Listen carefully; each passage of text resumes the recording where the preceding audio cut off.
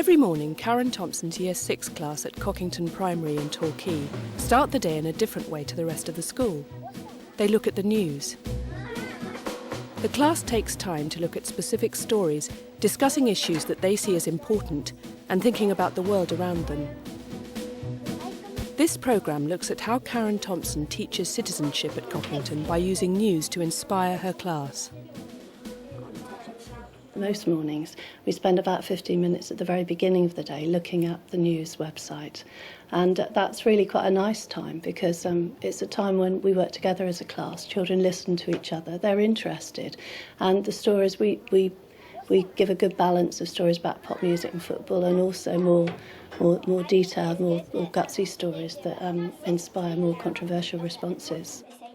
It focuses the children at the beginning of the day. It wakes them up a bit. And I think it also puts their learning again into context and makes what they're doing for the rest of the day, particularly if we can draw some links, more meaningful and gives more purpose. Old people think that people with hoodies, look like thugs, and I think they should get banned. I don't think that they should be banned because it's not what you wear that defines who you are, but it's your personality. Why? Why then do you think some people are against children wearing hoodies for school uniform? Are all people who wear hoodies bad? Are they all bad people? They're not necessarily all bad because you can get all different colours. Some of them, they don't want to be bad, they just want to have fashion.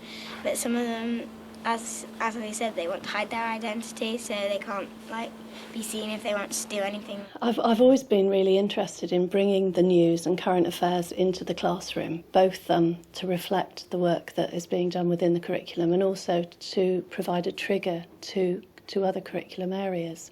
With the advent of the interactive whiteboard, it made me realise quite quickly with its internet links that we could bring the news, which is really quite abstract for children. It seems quite removed from their lives, right into the heart of the classroom. Children enjoy it, and even for quite disaffected pupils, it's dealing with what's happening in their lives. It's real life, and it motivates and inspires children. Because my dad always gets the paper, I've started reading it with him and started watching the news with my mum and my dad. When I used to read the newspaper, I only used to look at the things which they were selling. But now I actually read from the start and see if there's any eye-catching stories. I didn't even know about the news website before Miss Thompson showed us, but now my free time I go on it. Within their learning and acquisition of skills, I think they've sharpened and refined their abilities to debate, to take part, to listen and respond to what other people are saying. They've developed tolerance and understanding of other people's points of views and how to respect and understand the fact that people have different opinions and different perspectives. This morning, Karen and her class look at a story about child labour in India on the news website. I want to look at this story, actually. What does it say? Diwali sparks child work protest. Children in India have been protesting about being forced to work in factories making fireworks. Reporters say some children have been killed in fires, even though it is illegal for them to work in factories. So should children be working in factories? Should young children be working like that in jobs in society? Lewis? No, because they're too young to work. They're too young to even work in a factory, and it could cause them lifelong damage. They're wasting their life. They should be trying to learn. I didn't really think about where the fireworks are made because you just think that it's just from a shop or somebody from England's made them, but actually some children. Debating and discussing the news has helped the Year 6 children to become responsible citizens through learning to see different perspectives and cooperating with one another. The children use these skills throughout the school in their roles as play buddies, playground monitors, peer mediators, peer mentors, and reading carousel monitors. Citizenship means to me caring and helping each other in the community.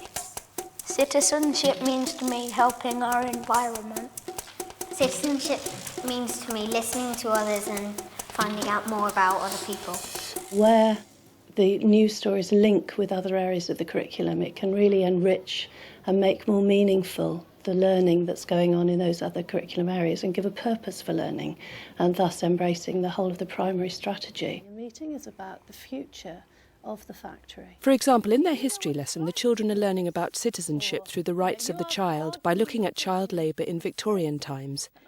This links back to a child labour news story the children discussed this morning. Very different perspectives going into this problem. The future of the factory and whether children should work in the factory.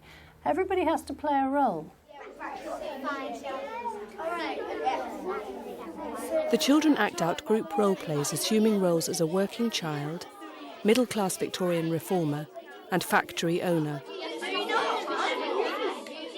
I think I at least deserve a little more respect from you, and I think I deserve more pay. I don't care, they all smell. 10 more shillings for a whole week of hard child labour. It's not enough. If we think about the wonderful work you've just been doing, looking at that situation of workers in Victorian times, are there any parallels with any of the stories we looked at this morning that are happening now that were reported on the site we were looking at? The Diwali Sparks Child protest. Right, so what was that story about, Lewis? Do you remember? It was about children making fireworks. I think learning about citizenship and PSHE as well should be fun. It should be a lesson that during the week the children look forward to and enjoy. If they don't enjoy it, then I think there's something wrong somewhere. It should involve a lot of debate, discussion, children working in different groups, children discussing controversial issues and beginning to formulate their responses. It shouldn't be a lot of written work, a lot of silent individual work, but there should be an emphasis upon collective approaches. I think that the news is essentially controversial, and that most of the stories and most issues that crop up in the news do have different sides, different perspectives upon them. And the children, as peer mediators, are aware of looking at stories from different perspectives and realising that we should respect and value different people's views.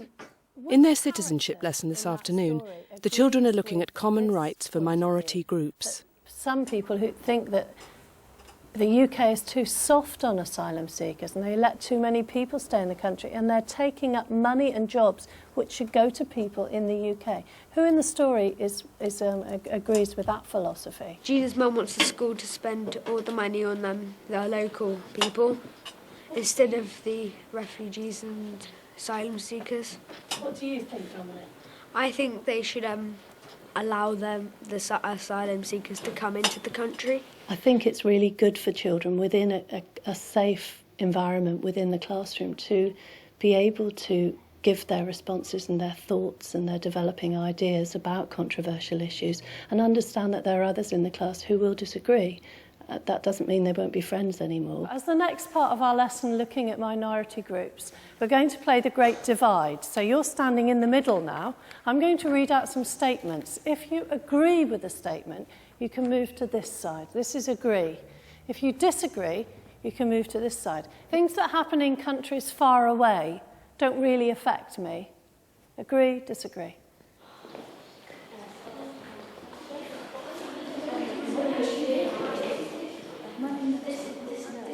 Who wants to say something? If something happens in a different country, I think it affects us because it's the world we live in as well as everyone else's.